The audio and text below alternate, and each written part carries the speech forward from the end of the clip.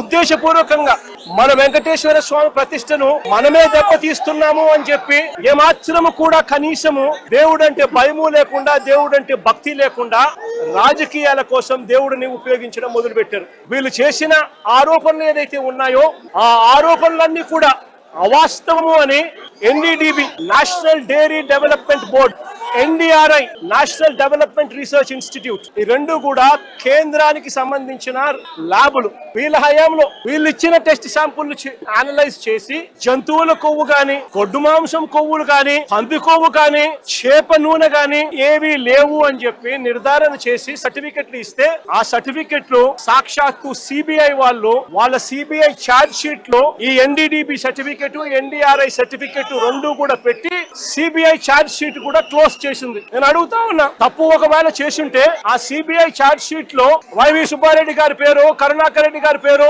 ఎందుకు చేర్చలేదు? తప్పు చేసినట్టు ఒక ఆధారాలు ఉంటే వీళ్ళని ఎందుకు అరెస్ట్ చేయలేదు? అంటే సిబిఐ క్లీన్ చిట్ ఇస్తా ఉంది, ఎటువంటి తప్పు జరగలేదు అని వీళ్ళ పేర్లు కూడా ఛార్జ్ షీట్ లో పెట్టకుండా వీళ్ళని అరెస్ట్ చేయకుండా సిబిఐ క్లీన్ చిట్ ఇస్తా ఉంది. ఎన్డీడీబీ ల్యాబ్, ఎన్డీఆర్ఐ ల్యాబ్, ఈ ల్యాబులు కూడా క్లీన్ చిట్లు ఇస్తా ఉన్నాయి.